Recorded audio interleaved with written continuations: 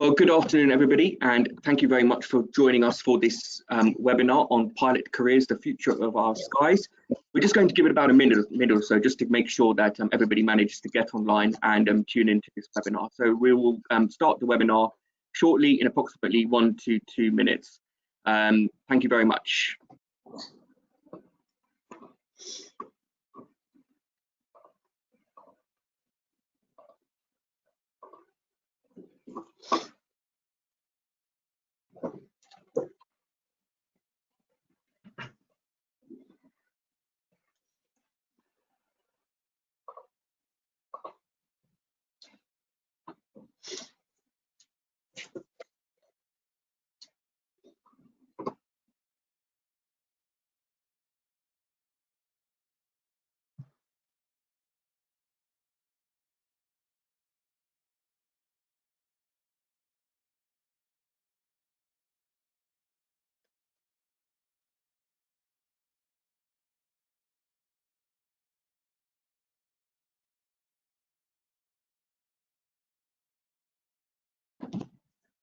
Well, good afternoon, everybody, and welcome to the Royal Aeronautical Society Careers third webinar, which is titled Pilot Careers, the Future of Our Skies.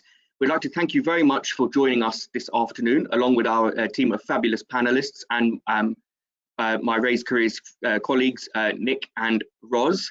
The reason why we are doing this webinar this afternoon is that over the past several weeks and months, and from our previous webinars, we have received a lot of inquiries from pilots regarding many various questions that they have at this current time.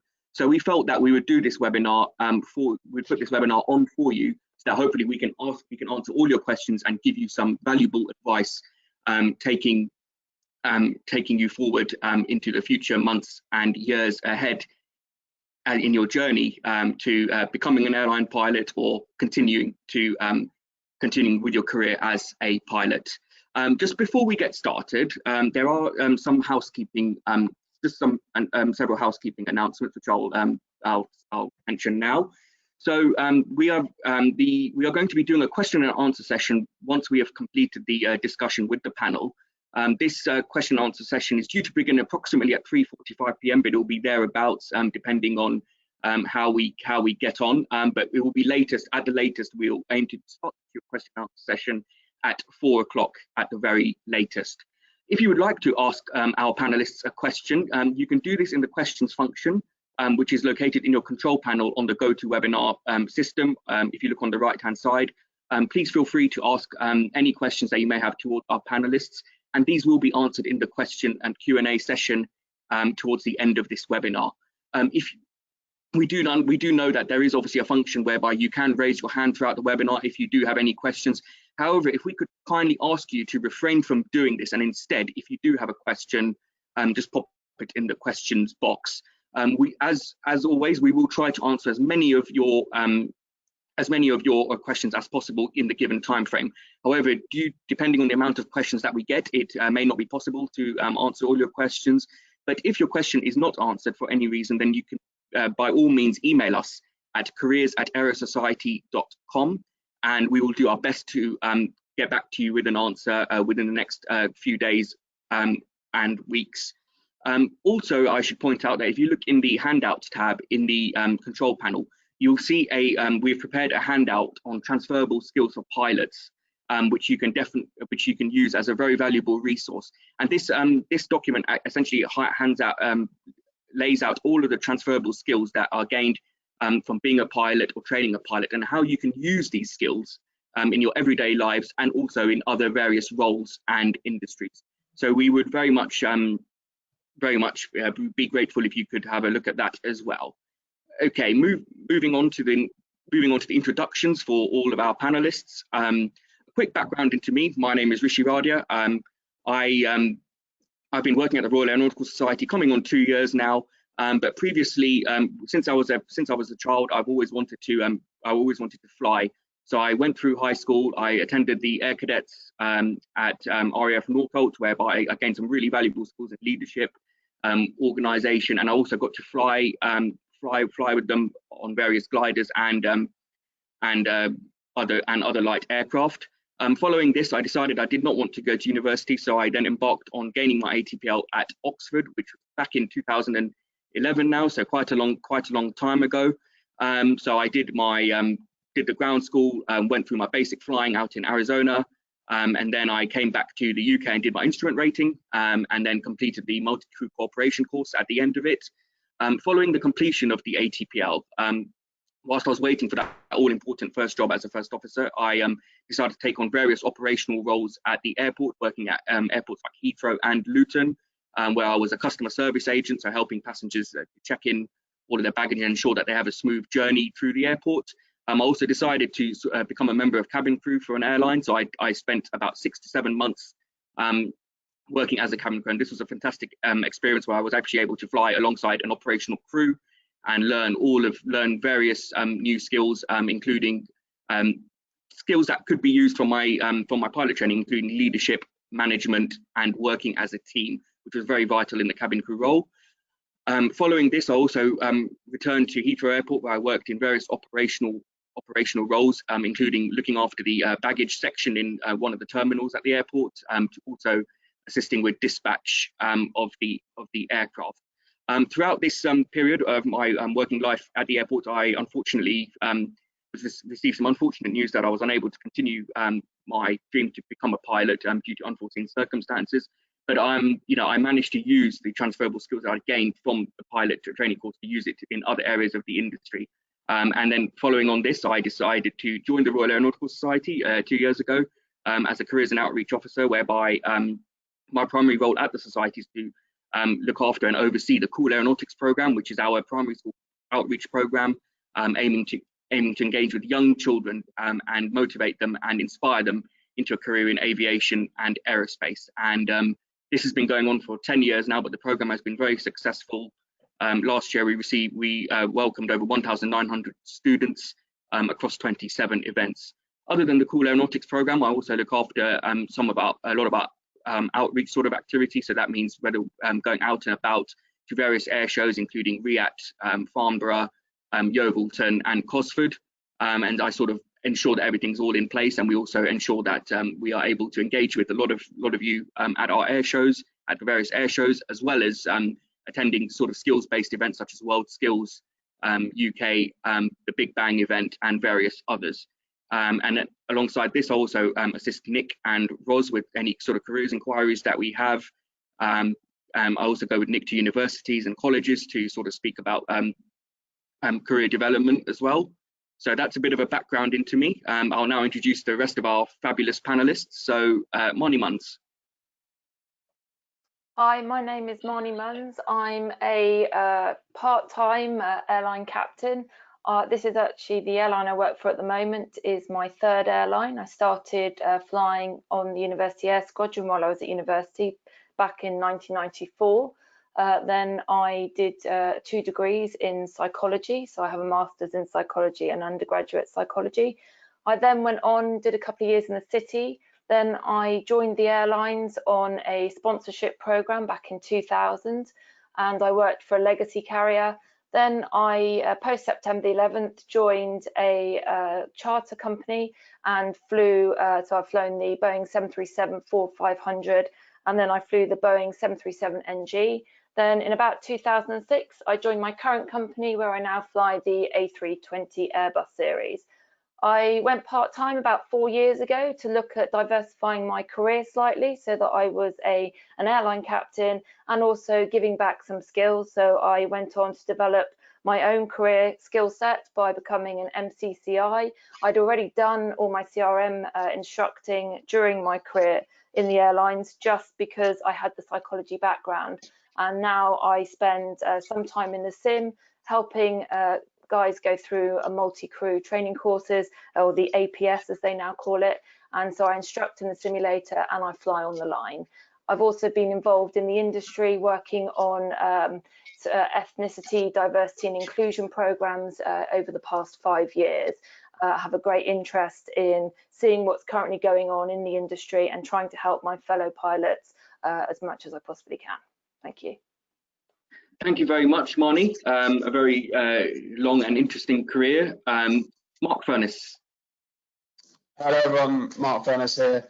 I've been an airline pilot for 12 years. I currently fly the Boeing 777 as a long haul pilot. I actually do that part-time, so I get about 4 months off a year. I've been doing that for about 6 years. Previously to that, I was flying European short haul as a Boeing 737 co-pilot.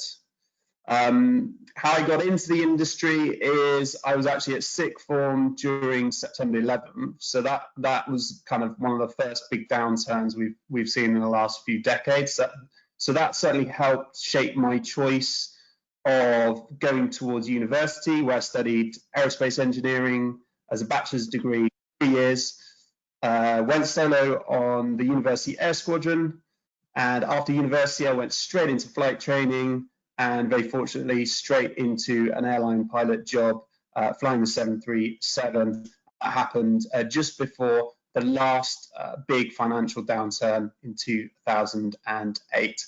And I was slightly unfortunate that I had a year off work due to medical reasons. And during that year off, that's where the Careers in Aerospace website was born. We created an online portal for careers and inspiring young people to take up careers in aviation. Thank you very much, Mark. And obviously the Careers in Aerospace website has been a fantastic tool for us, and it attracts so many people year in, year out who are looking for further opportunities in aerospace. And it really is, there's so much information on there from various videos, case studies, and lots of CV tips and interviews. I will outline this website again towards the end of the webinar. But thank you very much for all your help with that. Stuart Christie. Hi guys, I'm Stuart Christie. So I'm a current A320 pilot. In contrast to the other guys, I've only been in the industry for about 6 months now, really, post-training. Prior to that, I'd done university, done mechanical engineering, worked in oil and gas for a few years. And yeah, this is the first real, my first real crisis in the industry that I'm also dealing with. So hopefully I can give a good perspective from that point of view for people who are either still going through training or, like me, have just finished.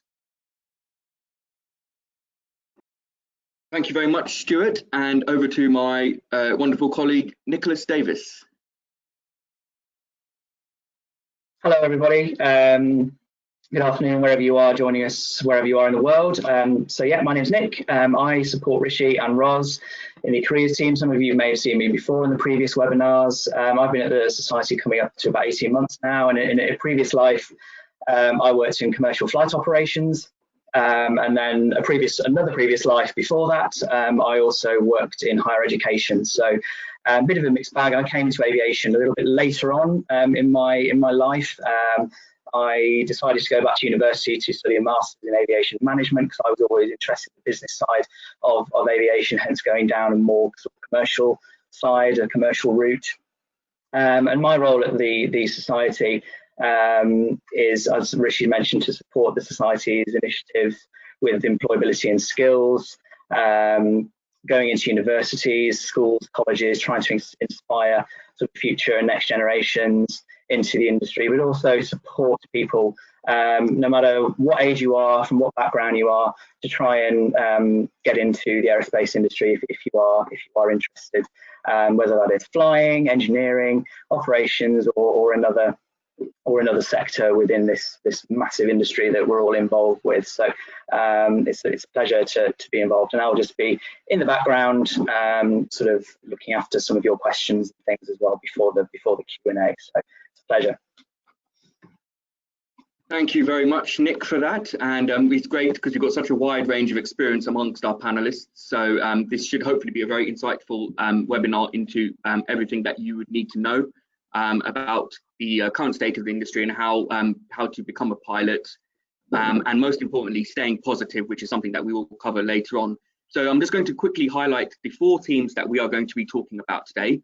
The first theme is future prospects for pilots following a crisis. So in this theme, I will give you a general overview of the industry in its current state, and I will highlight some of the responses from the industry and how this has also been very positive. And how also this may impact the pilot community. We will also give you advice from our panel on how to deal with the current crisis. and how obviously I imagine that people must be concerned at the moment. So what sort of advice we can try and give you advice at this time. The second theme that we will be focusing on in this webinar is pilot training in a turbulent time, as I'm sure there are many student pilots who are currently undergoing training at this time who may have certain concerns. So this is addressing those pilots who are either currently undertaking or have recently completed some sort of pilot training. This could be an ATPL, it could be an MPL, a CPL, and also thinking about those who are thinking of embarking on a career as a pilot, as many of us did all those years ago. The third theme that we will be focusing on is how best to prepare yourself for the recovery. So this is about really utilizing the time you have now to prepare yourself so that when the industry does recover, you'll be fully set to go with all of the relevant resources and all of the relevant information that you need. So in this area, we will look at certain areas such as keeping licenses current, possibly completing further training courses. We'll look at the potential options of doing things like instructors ratings, and also give you general advice which will help you to keep yourself busy at this time. You know, it probably would be a good time to even keep up your technical knowledge, and also look at your CV, and also we'll give you some good interview tips that we've picked up along the way. And the last topic of this webinar that we will be focused on, which is very also significant, is transferable skills and how to reinvent yourself. I mean, whilst you know, there may be a downturn in the industry now, it can also lead to opportunities in the future. So it's sort of looking at the range of skills that pilots acquire, and how this can be transferred into your everyday life and also into other sort of roles and industries in the future. And then following this, we will have the question and answer session as previously stated. We've got quite a lot in store for you. So we will begin with theme 1, where we will start with the future prospects for pilots following a crisis. So here I'm just going to give you a general overview of the industry in its current state. This general overview has been referenced from an article by Tim Robinson, who's the editor-in-chief of the Aerospace magazine, and he's produced a fantastic article which is titled "A V or U-Shaped Recovery," and this can be found in the blog section on the Royal Aeronautical Society website. Now, this article concludes that the full impact of the COVID-19 crisis on aviation is still unknown at this stage, and this does make it harder to predict the future outcome. The airlines have obviously had a history of rejuvenating themselves after sort of crises. I mean, if we look back to the 2008 financial crisis and the 9/11 crisis, the airline industry has always bounced back.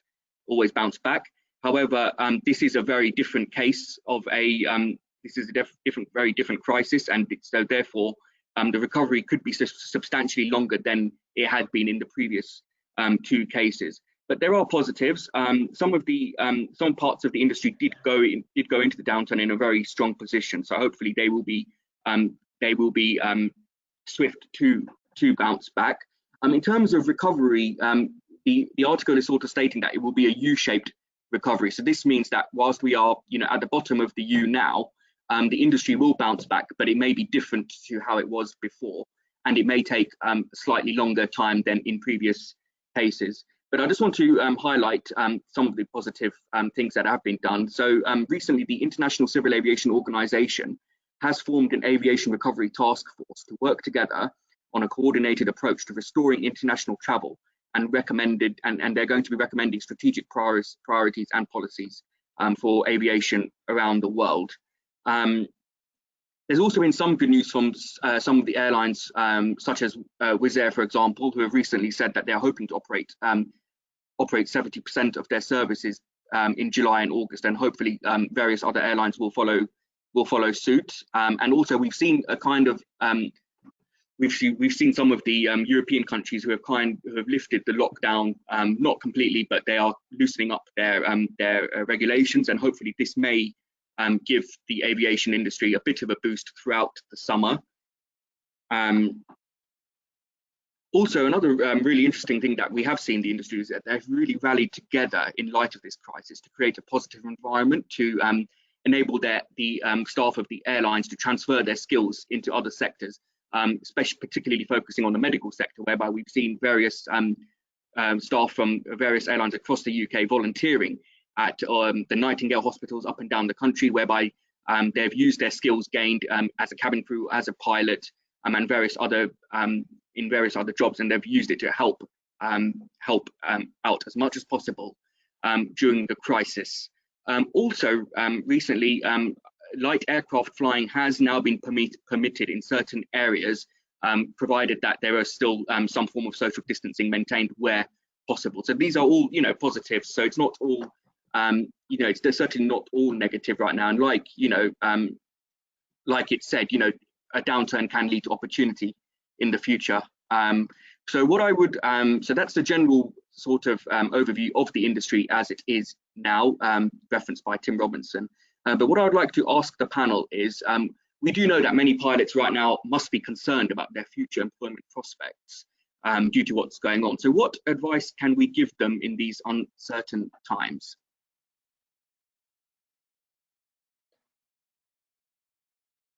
If you want me to start, Rishi, I think at the moment, if you're looking at starting training now, you're perhaps just finishing education and wondering what's ahead of you for the next couple of years.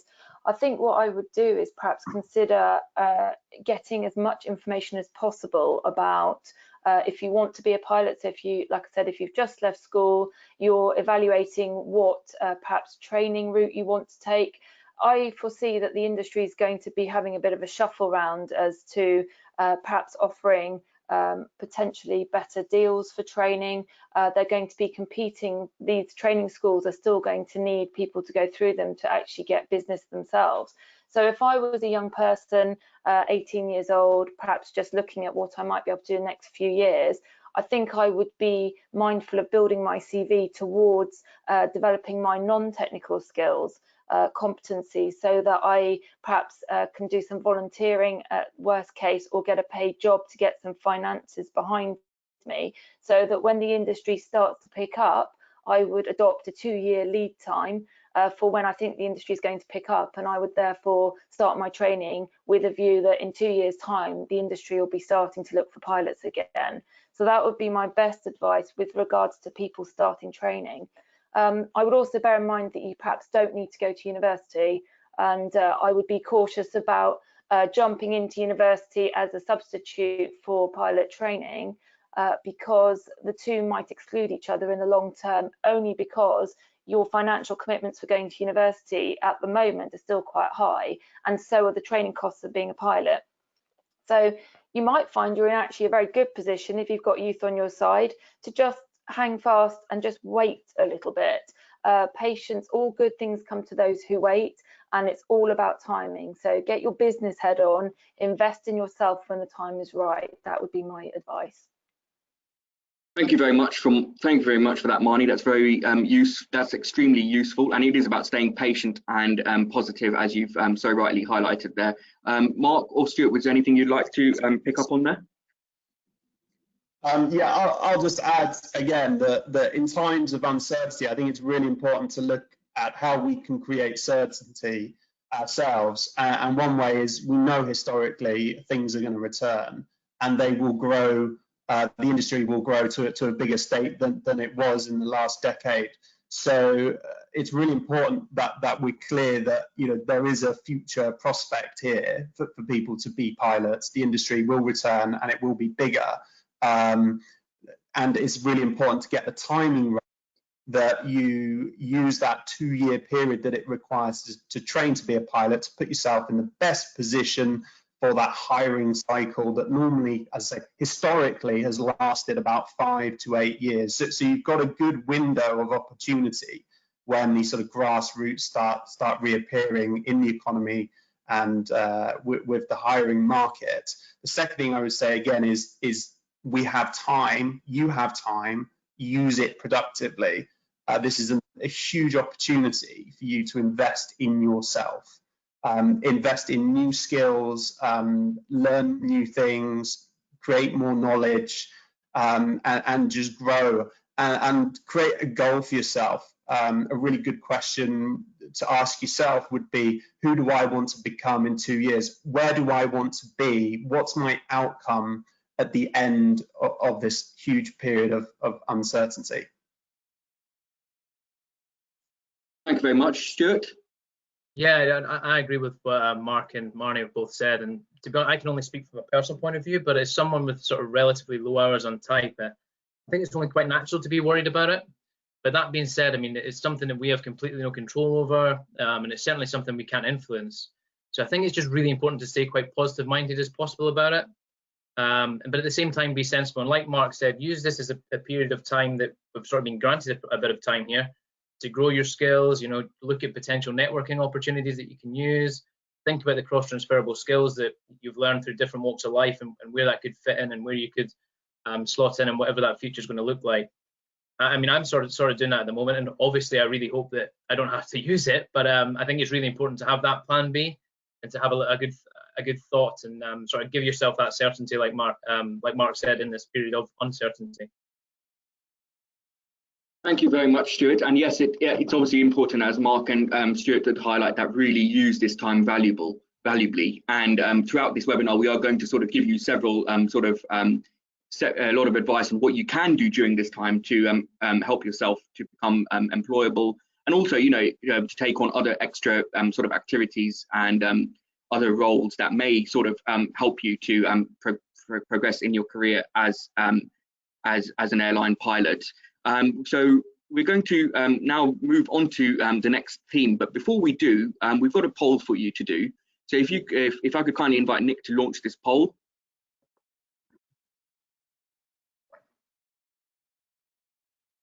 So the poll is, which sector of the aviation industry are you currently working in? So this is just to get an idea of who we have with us today and what sort of what part of your journey you are in.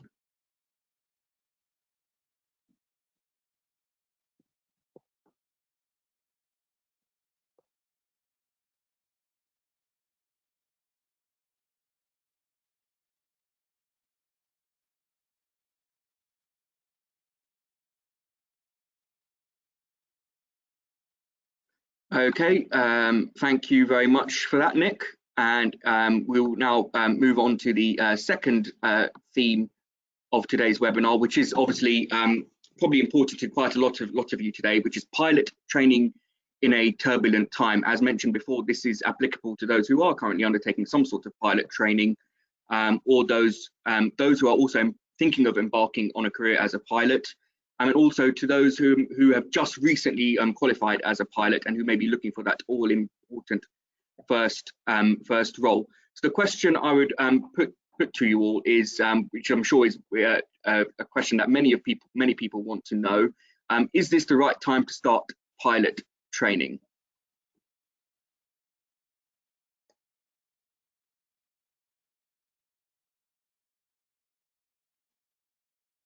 Just to answer that question, I think that some of the training schools perhaps haven't started training, that they haven't started doing their training yet. My understanding is that some schools have reopened. Some schools are still prioritising non-commercial flying, so military flying, and some schools are really ahead of the game.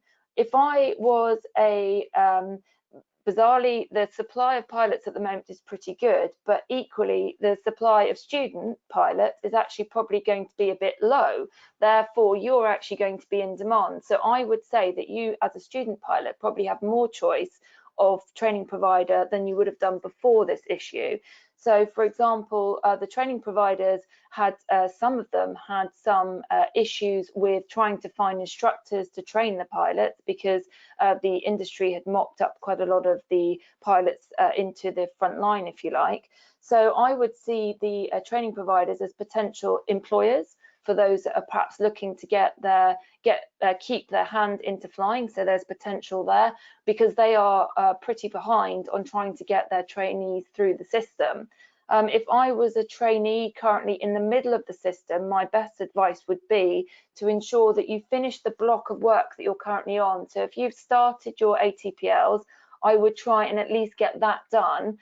Can you perhaps stall the next phase of your training so that you can hit that recovery at exactly the right time when you finish your training, that you're going to come out of the system at exactly the right time? That's one potential opportunity.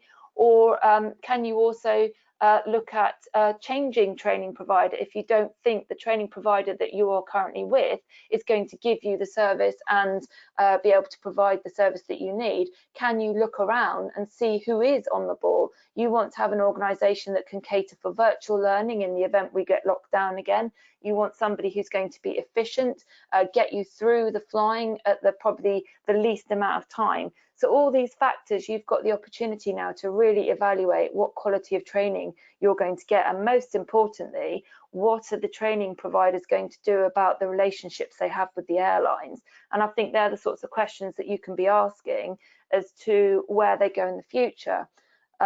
The previous statement was very much about what's going to happen with the demand for pilots. I also think globally what we haven't touched on is that people are still getting older. So as a young person in the industry, you've got your career ahead of you. For those who are coming to the end of their career, a lot of people will be looking at their options saying, do they really want to continue in this turbulent time over the next 2 to 5 years? And you might find there's quite a few more people retiring potentially. Therefore, don't be too disheartened about the fact that, well, there'll be so many pilots around. You might be surprised to hear that actually overall the number of pilots was decreasing in the world, not increasing. And you may need to look at different parts of the world in order to keep your career going. So you just need to be more flexible. So my advice is look at where your training is, how long you feel you need to sort of either stall or get through the training, control the timeline if you can, and then look at where in the world you might have the best opportunity of getting your job. Thank you very much, Marnie. And Mark or Stuart, if there's anything you'd like to add? Yeah, a similar message really. If you're contemplating training, the main point I would say is just wait.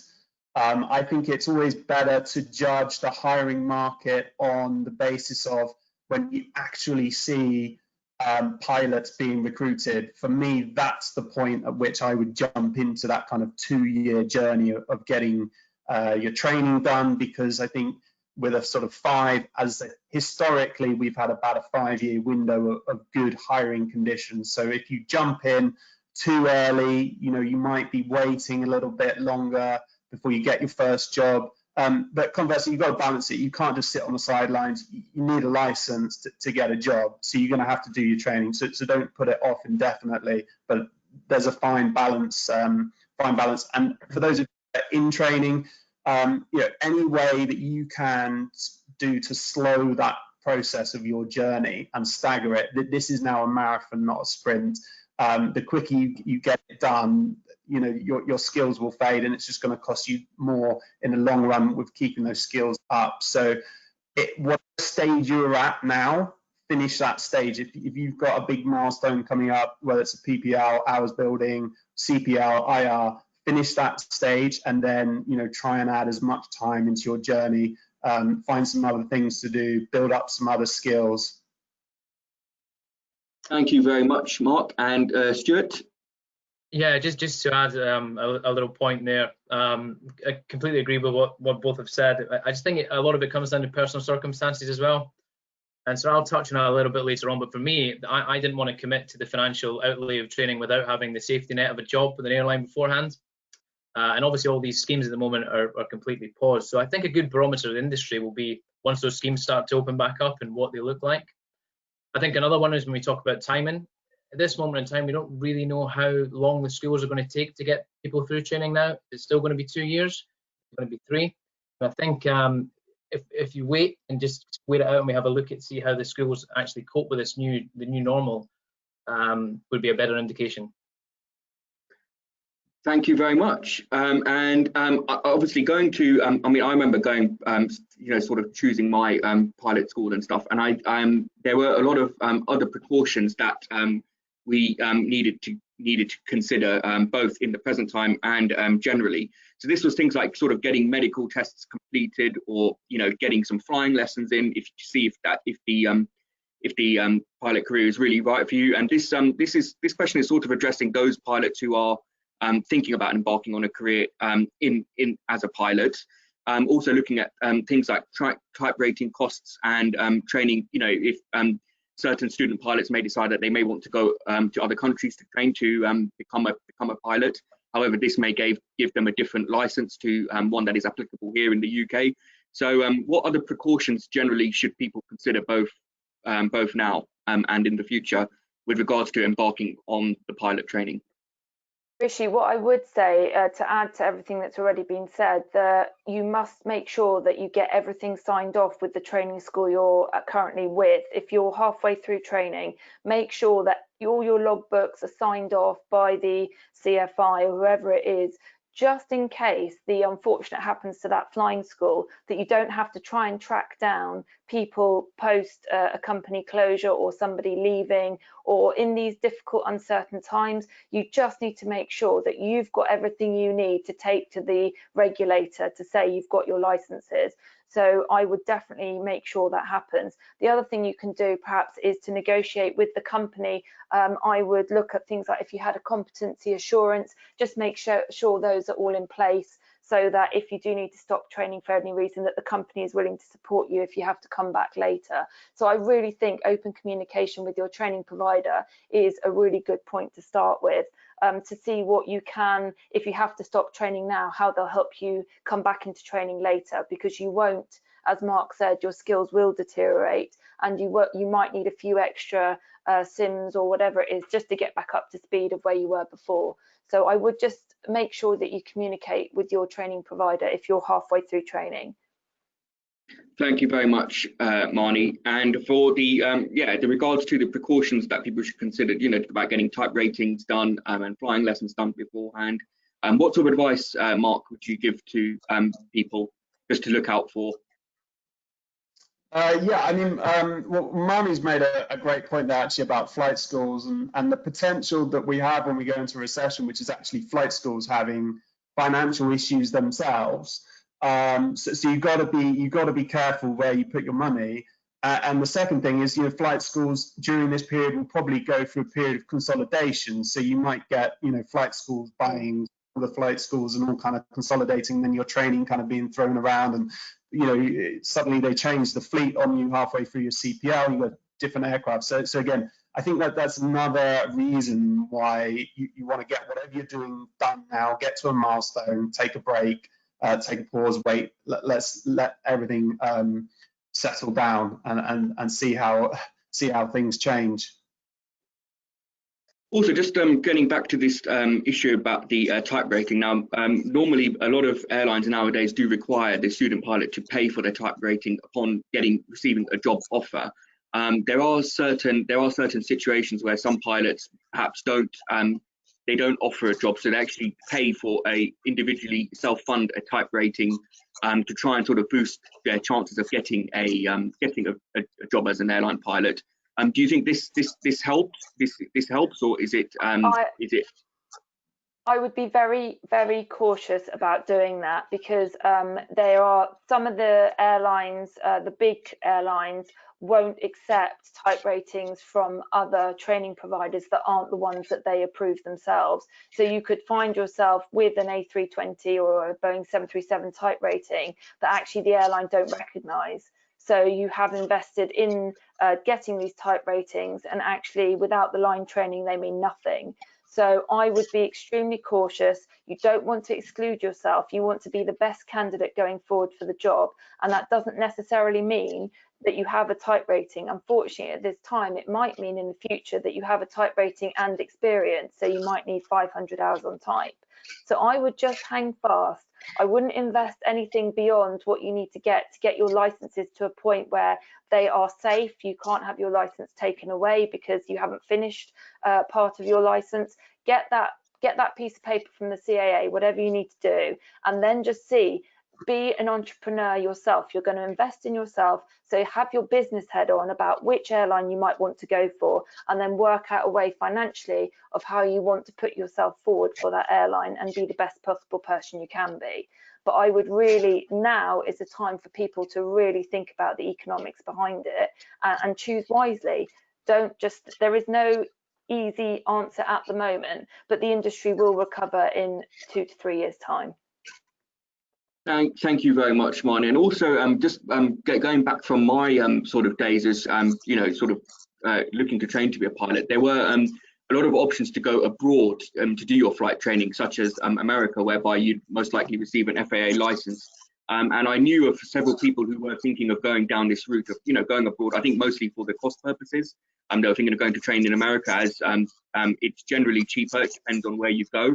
But then obviously there can be an issue whereby these pilots then have to come back to the UK and convert their license to a CAA or an EASA license. Would this be advisable? I think you have to bear in mind that we are about to leave EASA at the end of the year. I think if I was sitting at the beginning of my career now, I think I'd be waiting to see what's going to come out of the EASA transition at the end of the year as well. There is just so many unknowns. As Mark and Stuart have said, control the knowns, minimize your risk in the industry and your exposure financially, and then you're going to come out of this pretty good. If you've got age on your side, or even if you're coming into the career, we have a lot of people that we fly with who it's their second career in their mid-30s. So unless you're in your 60s now coming up for retirement, I would say that actually you've still got time on your side. It's not perfect, I appreciate that, but actually just think about this sensibly and don't invest until you're absolutely sure. Minimize your risk. Sure. Thank you very much. Mark, or anything you'd like to add? Yes, Rishi, thanks. Yeah, I totally agree with that point. You should not be getting a type rating unless you've got some kind of conditional contract for employment. Simple as that. And you've got line training ahead of you, and that there's a way of getting those hours on that type. Absolutely, you should not be just getting type rating as a certificate or some sort of way of getting leverage or thinking that that's the way ahead. It absolutely isn't. I wanted to go back to, you were saying advice for people who are still contemplating training, contemplating getting into the industry. My biggest piece of advice I always give is get yourself to a solo standard. So you do not embark on this journey of wanting to be a pilot if you haven't taken any flying lessons. The best way to do that is get yourself to a solo standard. It's about 10-12 hours total training. There are scholarships that you can get through the Society Air League that will help you do that. You can go to the Air Cadets as well. That will basically test whether you've got the right aptitude, the right skills to become a pilot. It will check whether flying is something that you're passionate about, that you'll enjoy doing, and that you want to make it the rest of your life. So it's a small investment, but it's a huge thing to have under your belt before you start contemplating a career as a pilot. I also think to add to that, I was just going to say that actually, if you do get one of these funded places with the Air League or the Society or British Women Pilot Association do them as well, you will find that will look fantastic on your CV. Not only have you gone out there and tested whether you want to do this career, you've shown enough passion to go out there and actually find help to get where you need to be. Now, that is the key. That is not something that everyone can do, and you really need to get building those CVs and making it look good. And in the same time, you'll be making contacts and having your ear to the ground. Sure. And Stuart, obviously, because you've recently qualified as a pilot, so what kind of precautions did you look at in terms of getting your medical completed? And did you take a few flying lessons before you embarked on your training, just to see if it was really for you? Yeah. Funnily enough, Rishi, I did once when I was at university. I got myself up to solo standard, just like Mark has said, and decided that it was definitely what I wanted to do. I was lucky enough, so I'd done an MPL. So those kind of considerations, type rating wise, I never really had to consider. And I think that just goes back to my point as well, that it was always a case that I was always looking for a job first before I embarked on training. Now, everyone's different, but that was just my personal circumstances. So it mitigated any of those worries I would have had to have after training, or the considerations to keeping current and things. Just an additional point, just on keeping current, I think Mark touched on it. Do consider those additional costs. If you come out of training and there's a bit of a lull, most airlines will only give you an interview if you've got a current CPL and IR. So just make sure that the funds are there that you can do that. Marnie made a good point. We could be in a good position to negotiate with the schools. So it's maybe worthwhile having a chat when you do go there. What contingencies are in place to keep me current if I don't automatically get a job right at the back of training? Sure, Stuart. And it's just also worth mentioning that most flight training organisations do require you to have a completed Class 1 medical before you embark on your training, and this would be obviously very very viable for all of for anybody thinking of embarking, to make sure that the medical is completely the medical checks are all complete and they're all clear. Otherwise, it will be quite difficult. It may cause you issues further down the line. I would also argue, Rishi, that pilots who are current pilots, perhaps on furlough or looking at other issues currently in the industry that are going on, I would definitely advise keeping medical licenses up to date. You don't know what's around the corner. The industry might do a complete U-turn and actually be very buoyant, in which case you do not want to find yourself stuck in a 4-month backlog trying to get a Class 1 medical while you're supposed to be in the sim, because you can't do your sim unless you've got a Class 1 medical. So I would strongly advise you book your medicals now. There is going to be quite a big backlog of medicals coming up because pilots have had to, or AMEs have had to close down for quite a few months. I did my medical 2 days ago, and that was the advice I got direct from my AME. Thank you very much for that, Marnie. I would just agree with that point with Marnie. Actually, mine is due to expire, and I'm really struggling to get an appointment. Luckily, it's been extended by the CAA. I think you got a 4-month leeway. Yep. But I certainly don't want to wait until the end of 4 months. I'm trying to get it done as soon as possible, because I think I will be waiting a month or so. I'm definitely struggling to get an appointment. Yeah, you just have to book. If your medical's coming up, for those that are kind of in the industry that are kind of thinking, well, I might not need it, just book it, because you're going to get caught out otherwise. Thank you very much for that. We will now we could now proceed on to theme 3, which is how to best prepare yourself for the recovery. So as we mentioned, time is so important, and utilizing this time to prepare yourself for the upturn is extremely valuable at this point in time.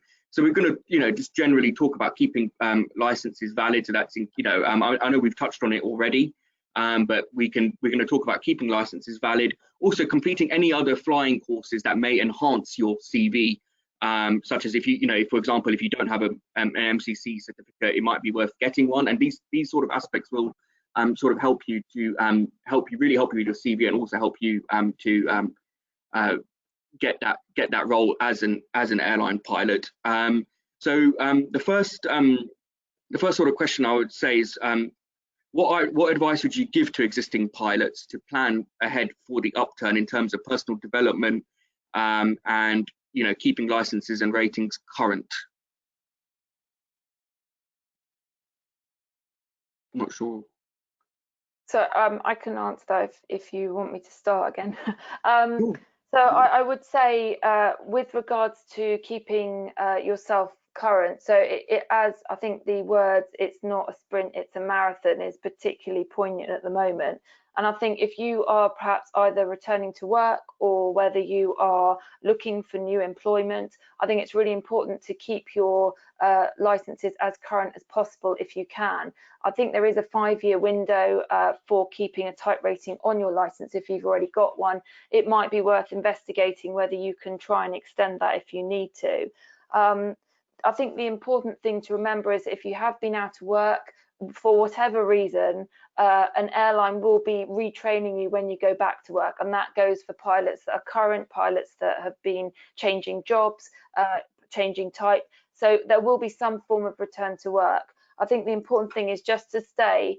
Don't spend hours a day trying to ensure that all your skills are still there. I think it's important to pace yourself.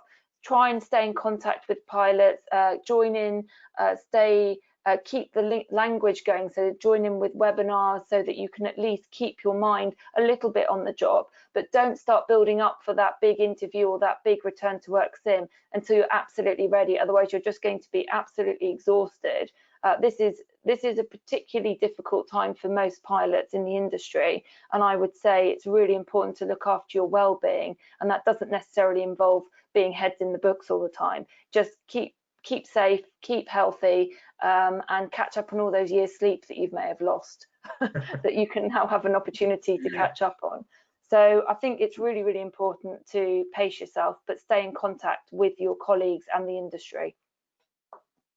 And Mark, with regards to sort of keeping up your technical knowledge, How important would this be at a time like this? Yeah, absolutely. If you're a pilot and you've done your type rating, you've done all that ground school, and if you're not practicing flying, you're not actually in the game, it's very easy to lose the skills and lose the knowledge because you're not actually using it. So, there's lots of ways. As I say, I had a year off work. I found RAeS tools, whether that's just going back to general aviation flying, getting in that environment of putting a headset on, doing the RT, all those kind of good basic hand-eye piloting skills. You could go use simulator time. There are some very, inexpensive simulators. You don't need a full motion simulator. Get a buddy, go use one of those. And you can even do it at home now. There's like you can get a VR headset, and I think there's various kind of PC compatible flight simulators that you can use. They're not, technically great, but it puts you in that environment. It's a great way at home just to practice your basic scan, your basic flying skills. Just buy a 20 quid joystick, plug it into your computer, and just keep practicing those kind of basic skills. Got to keep your knowledge refreshed. So go into those ground school notes. Try and put a 1 day per month where you set out a little routine for yourself where you're going into the notes, and just keeping industry awareness. Look, the society is a great place for knowledge. They had a really fascinating talk about the 777 Dubai incident a couple of weeks ago. Those kind of webinars, seminars are a great way of just keep your head in the game, keep thinking, and just building up all those skills. And not just those technical skills. I think it's really important that we keep hold of those soft skills that we build up and find ways, whether it's volunteering or a second job, that allow you to keep practicing those leadership skills, teamwork skills, and all those sort of soft skills around decision making and workload and priority management, all those kind of good stuff that makes up being a pilot. Thank you very much for that, Mark. Stuart, anything you'd like to add? No, I agree with what both have said. I think, especially for me, I find being in a situation where being relatively new to the industry anyway, you even just be sitting and something will just come to your mind. A quick look in the iPad, a quick look through the ops manual, see what it is, and that's what it is, yeah. And then it just sort of sticks, as opposed to sitting down for hours on end thinking about things. It's just trying to keep yourself current that way, little bits at a time. Cool. And also, wanted to ask you, in the future, due to the current crisis and how this may change the way we live, essentially, in the future, the pilot interview process, do you think it may move to a digital platform? And how, if so, how might this be done? I don't know if it will move completely to a digital platform, although there might already be that in place for if you went for a job somewhere in China or Asia, and you're based in the UK, because there's a lot of airlines that are trying to attract pilots from here to go over there. I imagine the first interview could be done on a virtual platform, but I can't. At the moment, I think it's too early to say for the industry what's actually going to happen. But it makes sense. I mean, we're all learning new skills. This is a fantastic new way of learning a new skill, and there's no reason why it can't be adopted by the airlines. So I think that in the past, what we do as a rule is a people-orientated role. Therefore, it is vital that the person sees us in person interacting with other people. That's what we do best. However, the initial interview, there's always several stages to an interview. The initial interview could be conducted virtually if that's the way the airlines decide to go. Thank you very much for that. And also, just touching on the also with regards to CVs for CVs in the for the airline pilot. So generally, I just want to make a quick point that CVs for an airline pilot CV is generally 1 page, but for a non-flight deck role, this will be required to be generally 2 pages if you're looking for a job in other roles or outside the industry. We have got a lot of resources on your CV on our Careers in Aerospace website. Alternatively, we do also have a service, offer a service at the society whereby we can review your CV. So do feel free to get in contact with us. I will also share this towards the end of the webinar. So the next theme, the last and final theme, is transferable skills and reinventing yourself. However, before this, we have got our second poll. So if I could kindly invite Nick to launch this poll, please.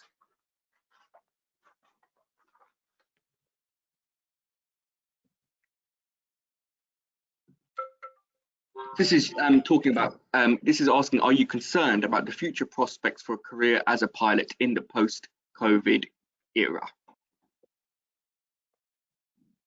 Just give you a few seconds to answer that.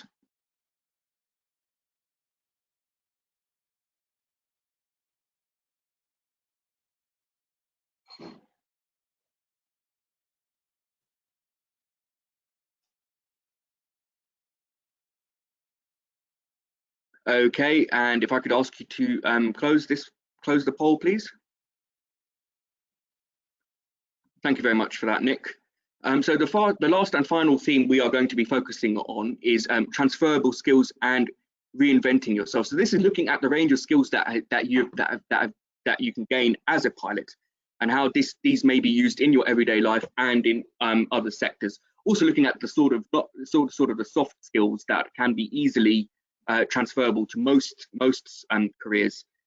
So Mike, just to get a bit of a background, how did your pilot career begin, and did you go directly into flying, Marnie? No is the answer. I didn't go directly into flying. In fact, I started my ATPLs when I was just about 25. So I've started my career originally. I always wanted to fly, but I couldn't afford to do it at the time. So at the time there were sponsorship schemes available. So I gave myself a 3-year window in which to try every possible avenue to get a sponsorship scheme. And in the meantime, I actually, after completing my master's degree, I went and worked in the city, and I was actually developed training courses and traveled all around the world doing that. It was actually a very interesting job. But to answer your question, I already had done quite a bit of independent training, managing teams, doing a lot of background work in conferencing and problem solving on my feet and dealing with the public. So a lot of what I do now is actually what I did back then, and it really helped me. So I now feel that if I have to stand in front of an angry crowd of passengers, that I can do that quite effectively and help my crew get through the rest of the day. And so there's lots and lots of skills that are completely transferable, and I actually enjoy that side of the job, to be honest with you. Flying the aeroplane is brilliant, but I love the fact that you have to fly the aeroplane and deal with the passengers, and there will probably be never before will there be such complications in dealing with the general public as when we go back to work. So I was in the post September 11th era, and we were dealing with the fears of passengers back then, and I suspect, and the volcanic ash incident, I was a captain during that phase, and I'm sure that I'll be dealing with issues I've never faced before, and I'll have to be standing on my feet dealing with fears of passengers going back after this as well. So if you can get those life skills in place before you join this industry, you do not get trained once you're in the industry. No one's going to train you how to deal with these situations. They just expect you to do it, and they look for these qualities when they recruit you. So most of your assessments in interviews will be on soft skills, which we classify as competencies. I can send the society a list if you want me to, and these competencies are what they look for in interview, simulator assessments, and on the line when they assess you. So vital, absolutely vital, and you can work on all of that now. Get that level head on. Sure, and Stuart, it was interesting because you worked for several years in the oil and gas industry. What kind of skills did you pick up in the oil and gas industry, which you applied today in your current job as a pilot? Yeah, so once I left university, I'd done a sales role, and that was completely thrust into the deep end, speaking to people who had 20, 30 years experience in the industry. I was completely like a fish out of water, and a bit like Marnie said, they just expect you to deal with it. So you grow in that confidence of speaking to the public and trying to, speaking to the public, and then sort of leading teams, working within teams. My second role was more in a team environment, where I was working for an engineering manufacturing firm in the oil and gas world. And that was completely working with teams daily, presenting your findings to senior management. So you're sort of, you're dealing with that levels of responsibility all the time. So that's how I started off in the oil and gas world. Sure. And Mark, is there anything you'd like to add to that at all?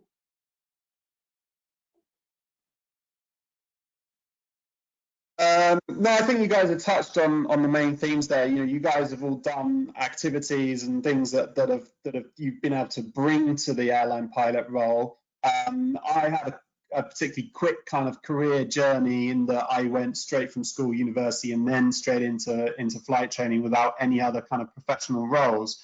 I'm so glad that I had the opportunity to go to university, and I know, when I went to university, it was like £1,000 per year, fee. I appreciate that these days that's changed, and so for people now who are approaching a downturn, you want to do something productive, maybe going to university is going to be cost prohibitive. So I fully appreciate that. But the skills, the activities, the opportunities that I had to develop, personal growth, self-develop, is critical, I think, to success through flight training and actually getting a job. So I think it is really important that we're going to use this time, these next 2 to 3 years, where there aren't going to be many opportunities, that you use it productively.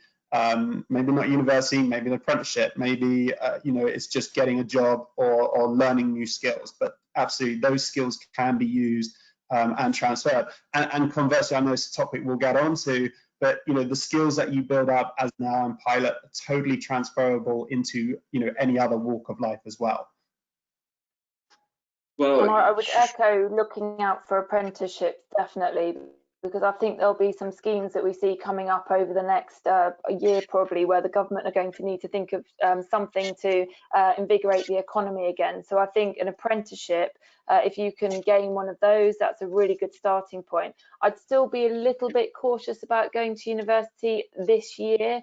That's just my opinion. Just have a look at where you want to be in 3 years' time. That's the really important key. So if you do go to university, make sure you've got a really good plan of what job you're going to go into at the end. And I think that's, if you're going, once again, I can't stress enough, if you're going to invest in yourself, make sure you know where you want to be at the end of it all. And that's a very sensible approach.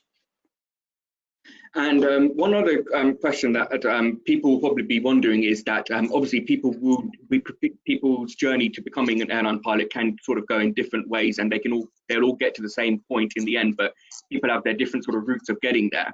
And I think a question that we'd like to ask is, will doing sort of these jobs outside the sector be detrimental to the CV, or will it actually be a positive thing? No, I think it will be a massively positive thing. If you've even as a young person got on your CV that you went off and volunteered to help, with all the fruit picking, it shows that you've got the ability to get up and do something positive to help other people. And they're the sorts of things that they're looking for on your CV. It doesn't have to be that you were the CEO of a company. It really could be just your ability to work in a team, your ability to find in difficult times, find a way through to look after yourself and sustain yourself. And that's really the key at the moment. We want resilience, and you have to show that you have resilience, even if it's on a long day and your crew don't want to do the flight, your passengers are complaining. That's resilience to get through the day. It's resilience to get through difficult times in the economy as well. And that's what they want to see in their pilots. That's what companies want to see. Sure. And Mark? Yeah, absolutely. I think use this time now to think about other jobs and roles that you might be passionate about, you could enjoy doing instead of flying. For the short-term period that you're unable to get a pilot job, but then you're creating a plan B.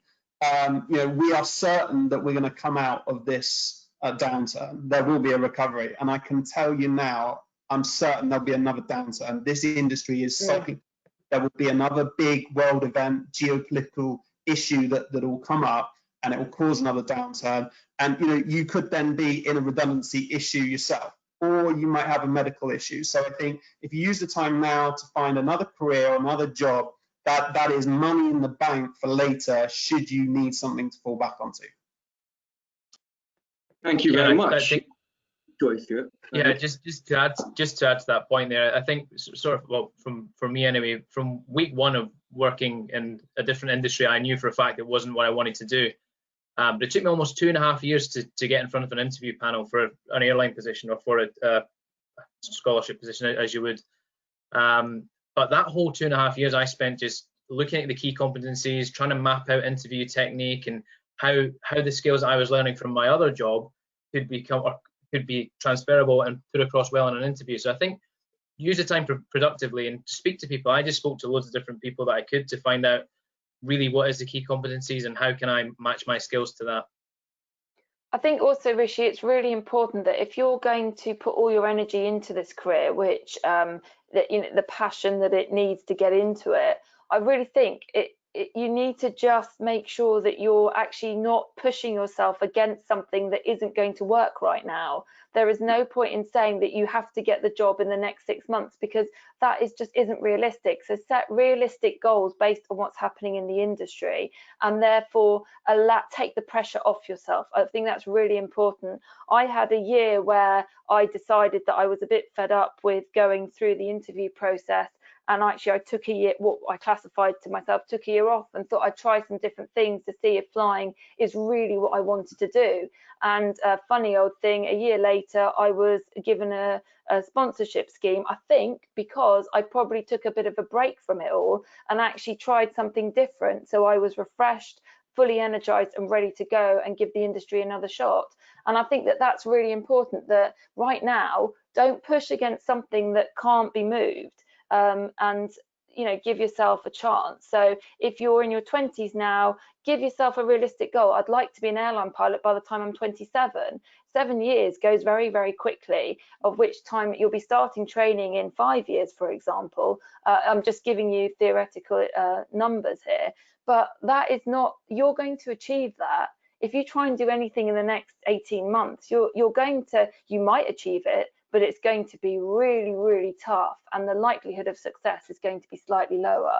So I would really set realistic goals right now and go for it. So absolutely go for it. The industry has, so far looking at the data, has recovered beyond where it dipped. So every time the industry has come back, it's come back stronger.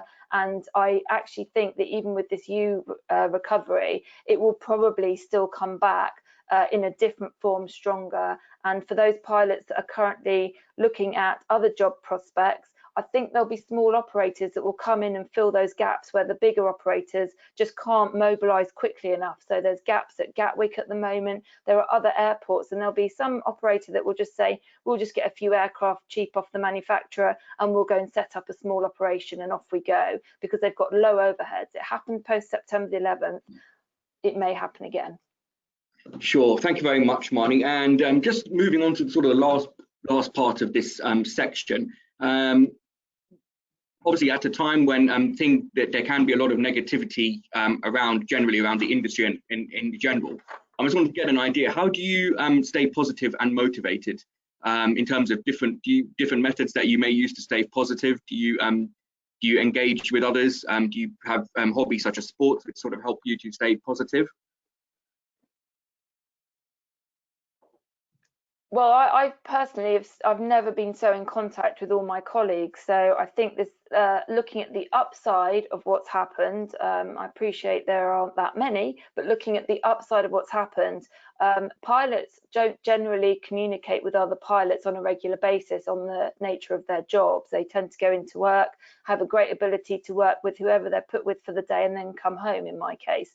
But I have never been so in contact with all my colleagues. There's a great support network out there at the moment. If you're feeling perhaps that you are on a bit of a limb at the moment, then don't stay like that. Get involved in either the Royal Aeronautical Society. There's lots of other groups that are happening. And I think right now it's really important that as an industry we get involved, because If we don't, there are very few people at the moment who are actually governing the way the industry is going. So I think it's really important that you either get involved through your union, which is whatever union that might be. There's loads of opportunities out there. Get involved with the Air League, the Royal Aeronautical Society, get involved with research. There's lots going on in the impact of COVID-19 on the industry, and I really would just encourage, make this the time that you look back on and say, I couldn't do necessarily what I wanted to do, but I got involved anyway. So there's Project Wingman, which is the NHS volunteer scheme. There's absolutely loads going on, and I think it's important that you feel part of something, even if we're not flying. Sure. And Mark? Yeah, I think key to staying positive is having something to focus on. You've got to focus on, I think, being grateful for what you've got and versus, what you don't have. If you're having issues around, being in a job, and I think you've got to focus on the future. You've got to create those goals. Sit down and get a sheet of paper out and create some clear goals that you can aim towards. In terms of being motivated, I think you've got to be clear on your reasons why. You've got to be really clear on your purpose. Are you clear on why you want to be a pilot? If you're trained to be a pilot, if you're already a pilot, are you really crystal clear on the reasons why you still want to be a pilot and why you're going to keep knocking on those doors and keep sending those CVs out? I think you've got to find a passion.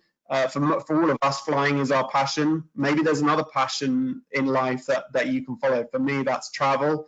And I think we've got to deploy patience. This is a marathon, not a sprint. You've got to deploy patience, persistence, keep knocking on the door, and perseverance. There's a time where sometimes you just got to kick the door off the hinges to get yourself to a better place.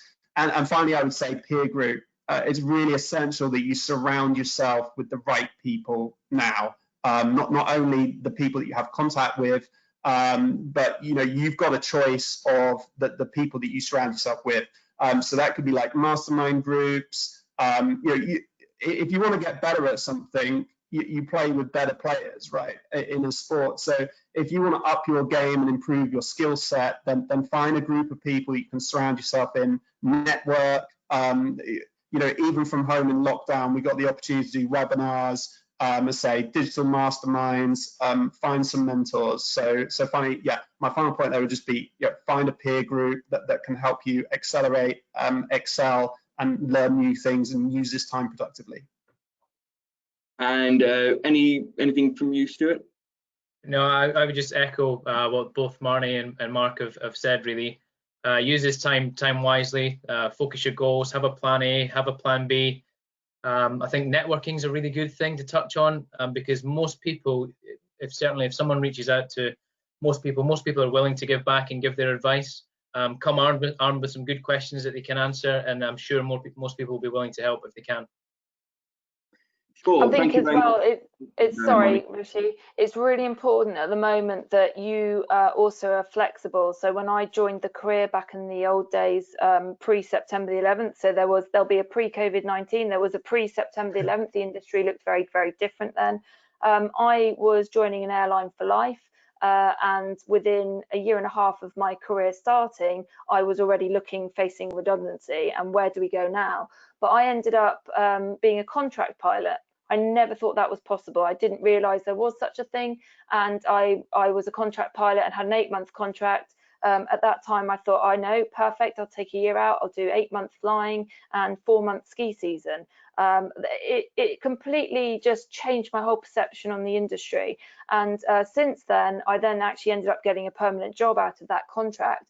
But what I would say is, register as a backup plan, make yourself feel like you're doing something. Try and register with an agency that deals with contract pilots. You just don't know what is available, and even if you perhaps have got a job, you never know what's going to happen. Therefore, you have a backup plan, and it's just worth, get on LinkedIn, do all these things that make you feel like you are in control of the opportunities that might come along, and that will make you feel a lot better creating your own luck. Because you never know, it might actually, it could pay off. It did for me, and I've stuck by that mantra for my entire career, that never burn your bridges and try and create your own luck. Thank you very much for that, Marnie, and thank you all for your contributions to that theme. That was the last theme, so now we're going to move on to the Q&A session. We have received lots and lots of questions. We'll try and answer as many as we can in the time that we have. But the first question is regarding sort of sponsorship schemes, where somebody has asked what will happen to airline pilot programs like the Aer Lingus scheme with the COVID situation? Well, I don't know what state they're in at the moment. However, they are one of the few airlines in the world that were still offering full sponsorship schemes, even as early as January or even March. Actually, they were looking at sponsorship schemes just pre-COVID-19. That's how I joined my career. I was an Aer Lingus sponsored cadet back in 2000, and you know, I did the scheme back then. I would say that knowing Aer Lingus, they're a fabulous airline, and they will probably find a way to ensure they get the best talent in the future. How they do that, I can't comment on, but you know, the industry will change, and it's about supply and demand. But hang in there, things will change as they have done. 20 years ago there was a scheme, and 20 years on there was still a scheme. So who knows where we'll be in 20 years' time. Sure, thank you very much for that. And there's another question that has completed regarding MPL training. So this question states that I have completed my MPL training and A320 type rating at a big UK ATO and expect base training with my sponsor airline. Only if they're able to get the base circuits completed, they can then apply for their MPL license. Once they have done this, they're saying if they get a PPL and hour build, will that make them more employable, or will they only value hours on type? I think you'll find they'll only value hours on a specific aircraft weight. So they would have to fly a medium jet to qualify for the hours. So I don't know enough about that, but they could ask their airline or their sponsor. That would be my first point, is to discuss with my sponsor airline as to what the plan is, because airlines are aware that it puts people in a very difficult position if they've got to that particular stage in training. So I would have a chat with the sponsor airline, find out what their intention is, and then perhaps negotiate some kind of career break with them, so that you might be able to go back if the unforeseen happens. Career breaks, 2 years off, all these factors. It's all about what Stuart said earlier, and Marcus said as well. It's about ensuring that you've got a job at the end of it, and whether that means now or in 2 years' time, what you want to avoid is being in the big rush to get that job. So if you've already had the job, try and negotiate good terms by which you can come back straight into the training system. What do you need to do to stay in that prime position when the airlines start recruiting? So all of that is negotiable, and I would speak to your sponsor airline. Thank you very much for that. And this next question is for Mark Furness. It's regarding holding pools in airlines. The question states the person is in a holding pool for an airline currently. They gained their employment about a month before the pandemic started. What do you think the prospects are for pilots in holding pools, particularly in light of airlines making pilots redundant and things? But they just want to know generally what is the prospects of pilots who are in holding pools at the moment. Certainly, Richie.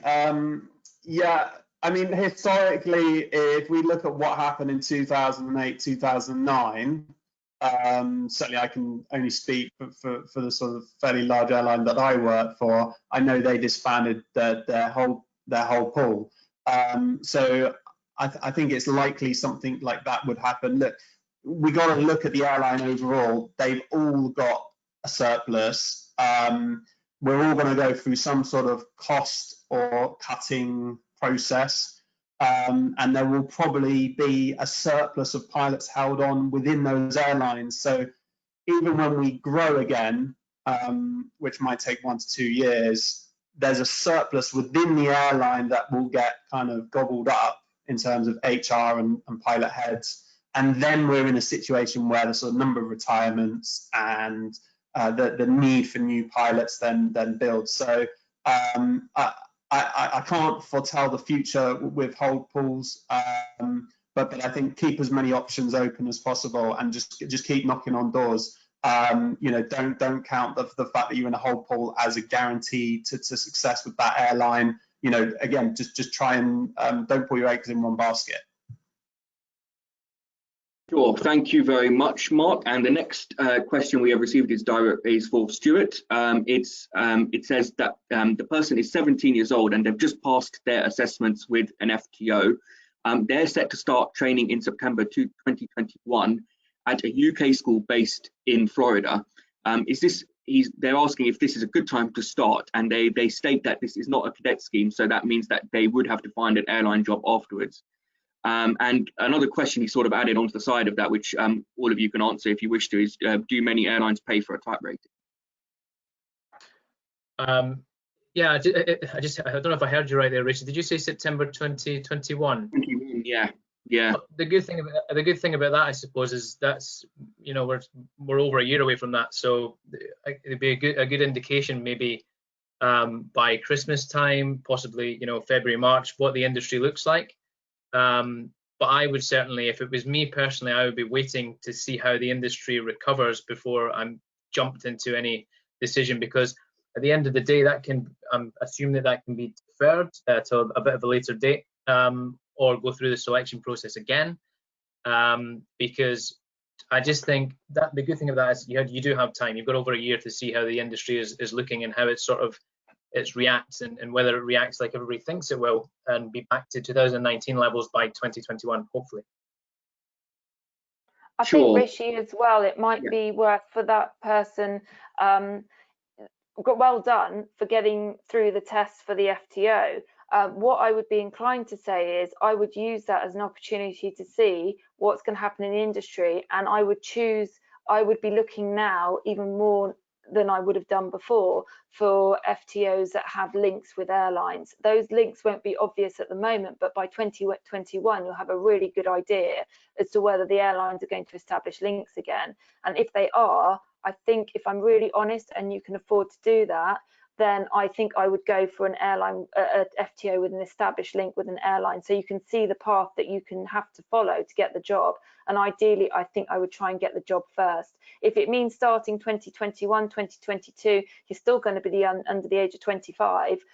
There is absolutely no rush, but you could be investing a lot of money and not having a job at the end of it. And I think I'd be really cautious about that right now.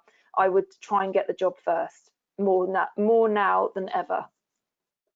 Sure, thank you very much. And another question, which is actually for Marnie.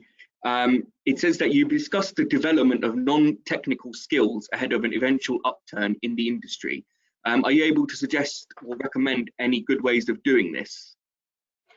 Well, I think we've all touched on it, actually. Any kind of volunteering, if you're not able to get a job, but any job where you have to use leadership skills, team working skills, communication skills, anything which involves problem solving, relationship development, all of those skills are what we actually use every day in the airline environment. Face-to-face, customer-focused roles, all of these factors will play really strongly in developing those skills. So really, it can be in any job whatsoever. The important thing is that you, as a young person or an individual, has actually got out there and done something about your current situation. Sure. And the next question is for Mark. It's the question states, if you are a CPL holder, what are the different ways of moving forward in building hours other than working as an instructor?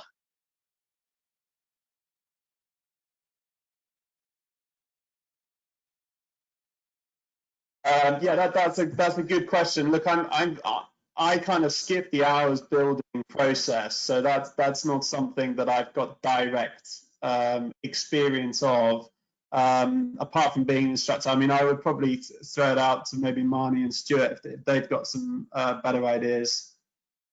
With regards to hours building, did you say? I think, if I'm really honest right now, I would hold back on the hours building unless you can get into a medium-sized aircraft for the job that you're actually going for. it's going to be very difficult. Some airlines count it, but it's a fraction of the hours. So even if you manage to build 100 hours, they might only count 10 of them. So if you're in a position where financially you can afford to do that, or you've got an opportunity, that's a different matter. But I would be very cautious about doing that right now. I don't think that's going to get you ahead of the game, if I'm really honest. You're better off focusing on getting some financial backing behind you, getting yourself financially more secure, and developing those non-technical skills. Pilots, although they're pilots, we can train pilots. You can't train all the other skills that you need to be a pilot. So start developing those so that you look really good on your CV, and that is what will get you the job. Unless you can build thousands of hours, you're going to be competing against people who've got thousands of hours. And there is also a danger that coming out of this recession or coming out of this blip, that actually airlines, when they look to help you get your type rating, will actually restrict the number of hours that you can have. So they might be looking for people who've got no more than 250 hours before they take them on. The reason being is that they don't want you to develop habits which they can't train out of you. So be very careful. Hours building quite often is not what it appears. In the old days, it was very much the only route. Nowadays, actually, they're looking for an integrated course, minimum hours, and then they will train you the rest. So be very cautious about doing hours. I've actually looked, people have asked me about, well, I've got 900 hours on my CV, and I've said, please don't get any more, because you'll actually exclude yourself from interview rather than getting an interview. So be very careful about hours building. Sure, thank you very, very much. And there's another question which has come in. It's from a third-year aerospace engineering student. They state that they have not seen, they have not sort of thought about being a pilot as a career from childhood, as many of you have. But they said they really thoroughly enjoyed the experience of flight simulators, and especially they enjoyed that section throughout they enjoyed working on that section throughout their degree. They state that they're considering to start some flight training alongside. But they're wondering, is post-university too late to start? And also, what are the ways of trying this field out without having too much at stake? Yeah, well, I think I can answer a little bit of that, because what I would say is try and get an employment after university. I certainly done that. And then once I was in that employment, I realized, don't want to do this forever. And that spurred me on, even though I knew I wanted to do it previously. Getting that employment just reconfirmed that and said, this is a worthwhile investment for me, because it's something I really, really want to do. So I would strongly advocate for, if you're in a good position in university, third-year student, try and get some employment afterwards, and then you'll really understand. Even if you can work within the industry, if aviation and such interests you, does just working in the industry, is that enough for you, or do you need to go that step further and become flight crew, because that's your sort of goal? Sure. Mark, anything you'd like to add to that? Just use as many opportunities as you get in your final year to try as many things as possible. As I say, maybe maybe flying isn't what you really, really want to do. Maybe there's something else. I don't know. I think that university is a great opportunity where there's lots of different things and projects and clubs and societies, things that you can do before you have to worry about your first job. But likewise, even if you start a career as a job as an engineer, that's still a great plan B to have in your back pocket. And again, flying is expensive. If you're going to self-fund, you need to get some funds in the bank. So again, just doing that for a few years. And again, you're going to develop all those soft skills, those interpersonal skills, leadership, teamwork that are vital to when you actually become an airline pilot. Sure. Thank you very much. Go ahead, Marnie. There's quite a lot of opportunities in some of the training centres. They need sim technicians, engineers that work on the simulator. So if that was something that they were interested in, there's a huge area, not just in synthetic training devices. So you don't have to be a pilot. You can still be involved in the industry, but not necessarily fly the aeroplanes. So there's lots of different opportunities, and actually you might find that those opportunities present themselves more in that field than they might do in the actual flying field. Sure, and we'll just this will be the last question, and this is open to any of you. I imagine Stuart might be able to answer this, being quite new to the industry. So, how does one prepare themselves for the airline interview? Any specific tips or advice, or how did you sort of prepare for your interviews? Yeah, so I think we've kind of touched on it a little bit, but the interviews are mainly your soft skills.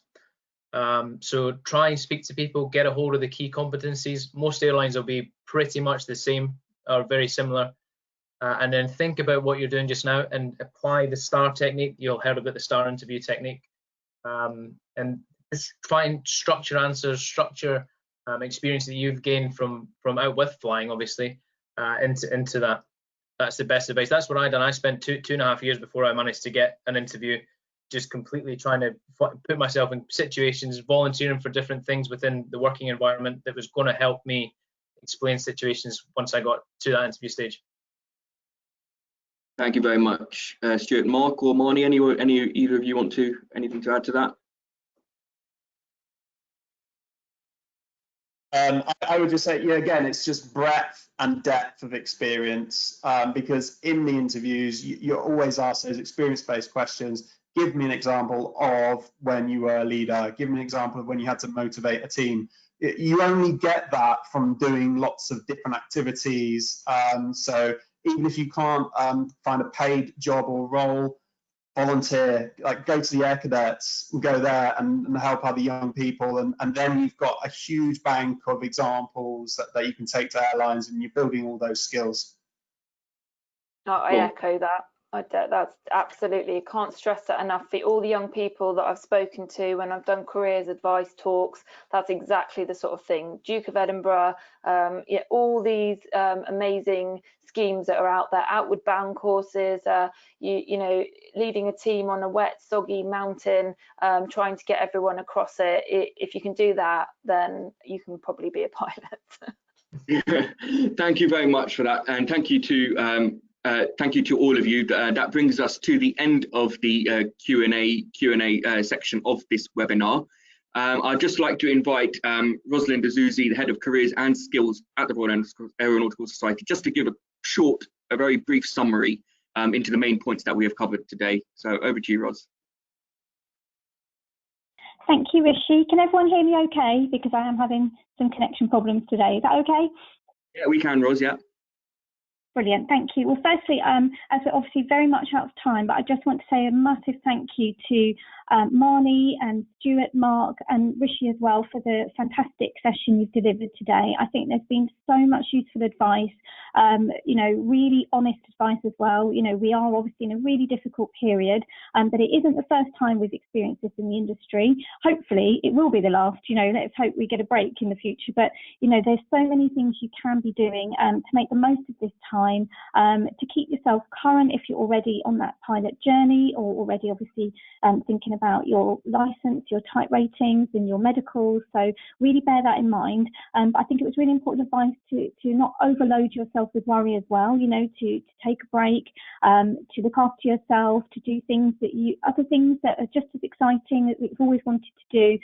Because as everyone has highlighted, you know, the skills you need to be a pilot, it's not simply flying the aircraft. It really is about the leadership, the management skills, team working, communication, and you'll pick these up through all those different activities that you do, both inside and outside the industry as well.